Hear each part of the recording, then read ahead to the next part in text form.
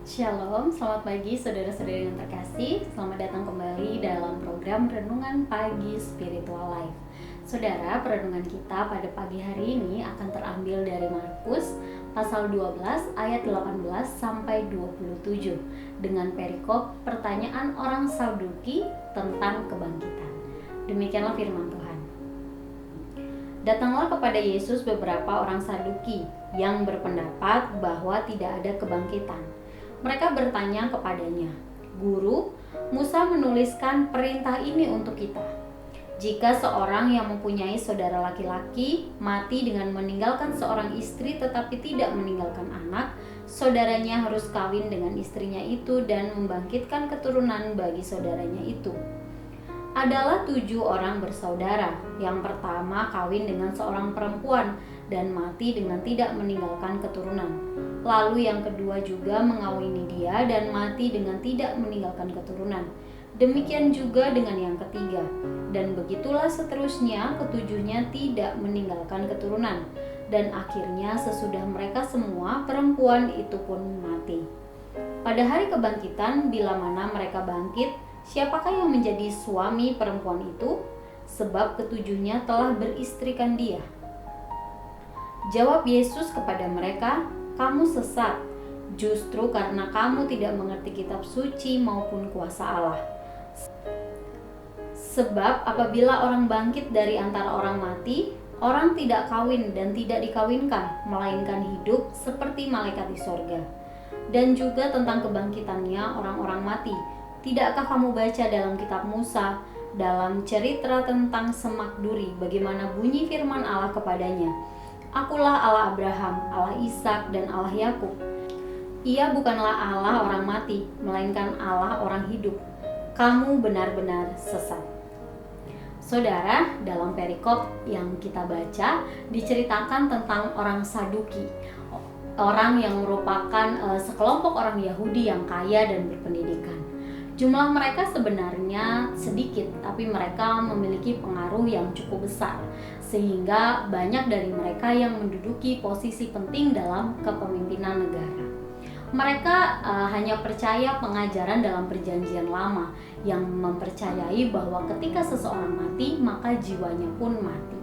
Sehingga pertanyaan yang mereka ajukan kepada Yesus seolah bermaksud mengolok-olok pengajaran Yesus tentang kebangkitan. Dalam menanggapi hal ini, Yesus menunjukkan sikap yang tenang dan bijaksana. Ia bersikap sabar dan tanpa amarah. Ia juga kemudian memberikan jawaban yang jelas kepada mereka.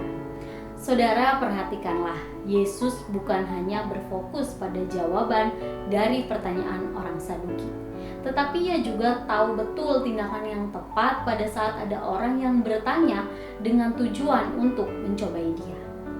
Saudara, apa yang dialami oleh Yesus terkadang juga kita alami dalam kehidupan sehari-hari.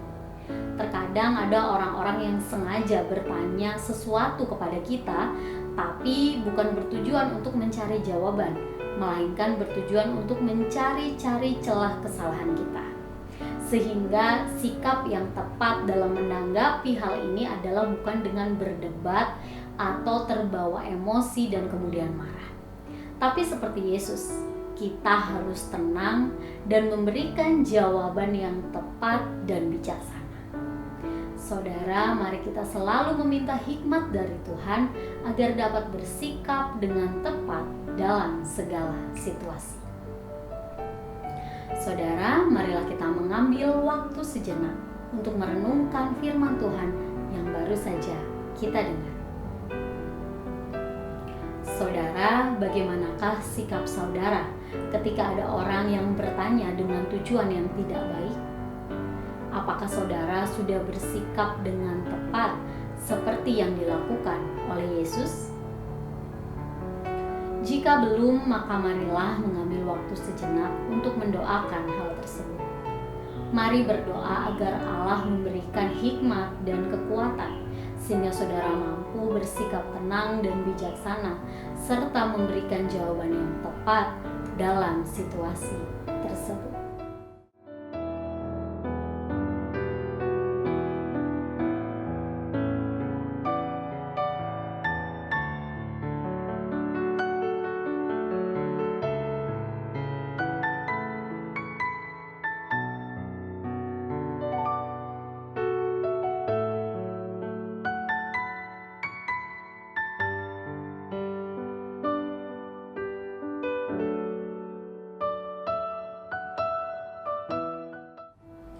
Mari kita berdoa. Tuhan Yesus, kami mengucap syukur untuk kasih dan kebaikan Tuhan dalam kehidupan kami. Terima kasih jika Tuhan sudah menyertai malam kami dan pagi hari ini kami bisa bangun dengan keadaan yang baik dan sehat. Semua karena kasih dan kemurahan-Mu Tuhan.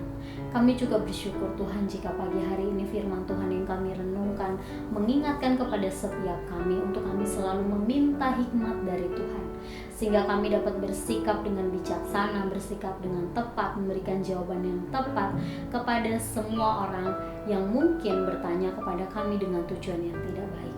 Tuhan, tambah-tambahkan kepada kami hikmat sehingga kami dapat bertindak dengan tepat setiap hari sesuai dengan kehendak Tuhan. Ya Tuhan, kami menyerahkan seluruh kegiatan kami hari ini dan semua hal yang akan kami kerjakan. Biar kami terus berjalan sesuai dan seturut dengan kehendak Tuhan. Dalam nama Tuhan Yesus kami berdoa dan mengucap syukur. Haleluya. Amin.